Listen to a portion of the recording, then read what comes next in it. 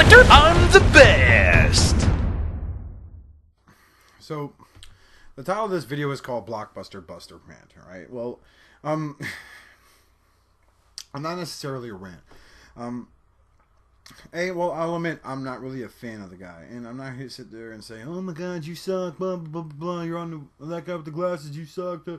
No, I'm really not going to do that. I'm going to shoot it to you straight as to what my beef with this guy is. So, I do go to that guy with the glasses.com. You know, I go to reviewtopia.net. I go to Reviewers Unknown. Space Monkey Mafia Studios. I said that out loud with a serious look on my face. That's what's blowing my mind. And, you know, I'm enthralled with the way, a lot of them are kids. You know, I'm a 32-year-old man. You know, praise the Lord, I'll live, you know, pray to God I'll live to see 33. But, I mean, I see these kids making these videos, and you know, they are, I mean, some of them just suck. And, you know, and BlockbusterBuster falls in that category where he could be funny when he wants. And I've seen a lot of his stuff. I've seen his Daredevil review. I've seen his Elektra review. I've seen, what else of his, the shit he's done I've seen. I've seen him, attempt to view, like, the whole, like, he did a comparison, I think it was with Freddy Krueger or the Jason remake, the Freddy remakes or the Jason remakes, whatever. And first off, like, the BlockbusterBuster character, what I get from it is essentially, like, he takes, like, the high-pitched yelling and angry and massive amount of cursing, which I'm not crazy about in reviews anymore. You know, it's one thing to drop an F-bomb here and there, but when you're constantly saying it, it's just, you know, you stop attempting to be critical about your topic, and you're just being juvenile about it, you know. But it's like he takes that part of Doug Walker's a nostalgia critic, then he takes the I need to destroy, I need to hold back my rage about how much this film sucks, or, you know, in this case, this game sucks, because the other guy I'm talking about is the angry video game nerd, you know, James Rolf, and he fuses them together to make this weird concoction. You know, I can't help but think this would be their love child if they ever were to buckle down and get all Brokeback Mountain with one another.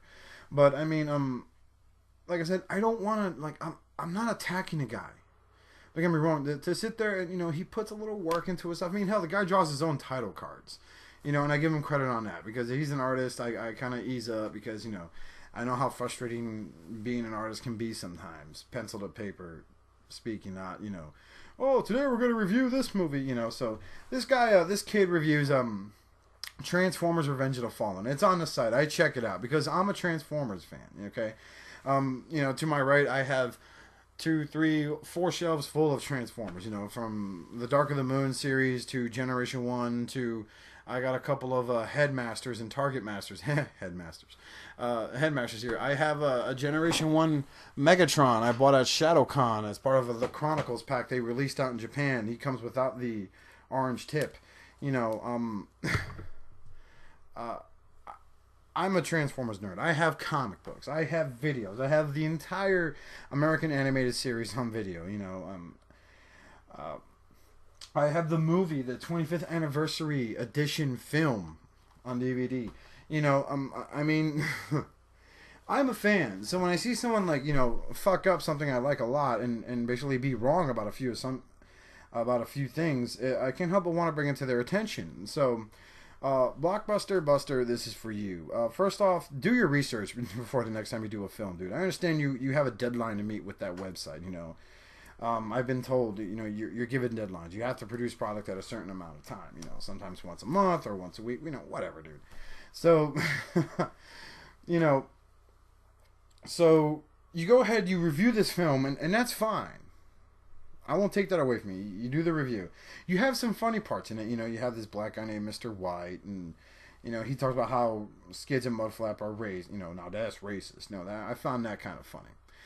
First off, Skids and Mudflap. I could quote you by saying that basically this film's based on Generation 1 Transformers. Okay, well, first off, Mudflap isn't a Generation 1 Transformer. He's actually, I believe he first made his American debut in Transformers Cybertron. It was that god-awful CG Transformer series that was out for a while. And he was actually a crane, a construction crane. Skids actually is a G1 Transformer. he was, I believe his biography basically made him a scientist, always collecting data and stuff like that. So, you were kind of wrong there by saying Mudflap and Skids are G1 Transformers. One of them isn't, the other one is. Also, the girl Alice in the film, she plays the girl who's seducing Sam Witwicky, and they're making out, and she's like smoking hot.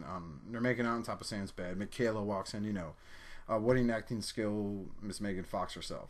And, and then you make this bold claim about how Transformers is robots in disguise. And, what you don't know is that Alice is in fact a pretender. If you would have done your research on a subject matter instead of, basically just slapped together this quick review, she's a pretender, which was a G1 figure. And what they had this outside plastic husk. You'd open it up and, and you would see the freaking Transformer inside, and it would transform into a car or a jet, whatever. So yeah, they were right in that film. She is a G1 Transformer. You're praising of Peter Cullen.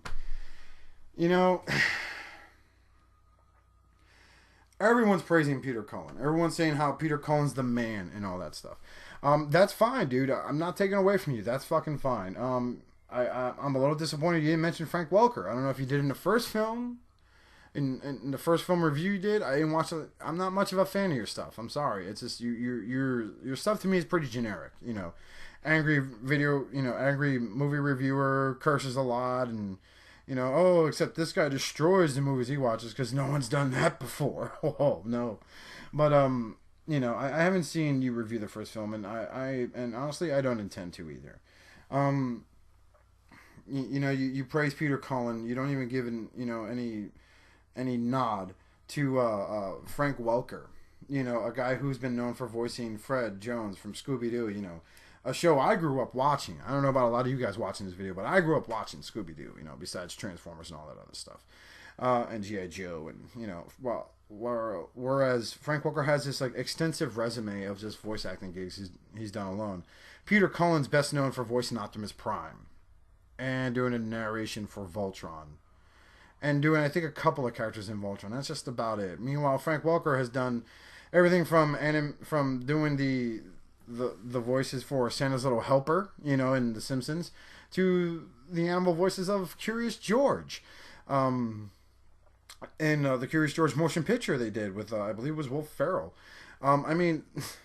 Dude, you're not giving credit where it's due, but that's okay. You're pandering to, like, the mainstream geeks, the guys that know a lot of what I think Nate from Deadpool and Friends coined it best when he said Bayformers. But and that's fine. But like I said, what really bothers me a lot is the fact that how you did do a lot of your homework. You mentioned how Soundwave's a satellite and not a boombox. Soundwave's not a boombox in the G1 series. He's actually a tape player. Blaster is the boombox in the Generation 1 animated series, Generation 1 Toyland period. His Universe Classics figure is actually a laptop, if I'm correct. If I'm wrong, please feel free to correct me, because I know I'll fuck up too,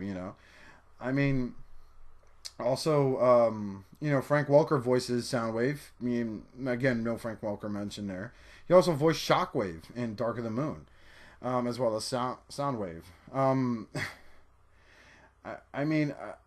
Dude, just do your research a little bit. You could have mentioned how, like, Wheelie, who was in Revenge of the Fallen, is in fact basically how I actually would prefer the Wheelie from the movies compared to the Wheelie in the cartoon. That annoying fucking, like, orange car, whatever, that rhyme every time it spoke. I always wondered what Roadblock from G.I. Joe would sound like if he inhaled helium, for the love of God, and lost his testicles. I get it, dude. You're reviewing a bad movie that everyone's fucking review. You're trying to be funny, but frankly, it pays off more when you do your homework in the end, And I don't mean to diss his fans. I'm sure there's people out there that like his stuff. I'm sure there's people out there that like your stuff, BlockbusterBuster, but not me. I'm not a fan. I frankly, I think, you could do a little better. I think if you actually took time and did research for certain things instead of just blatantly making jokes and pretending to go into fits of rage. It's whatever, man. I'm not even gonna stress it. I'm just making a video. This is my opinion.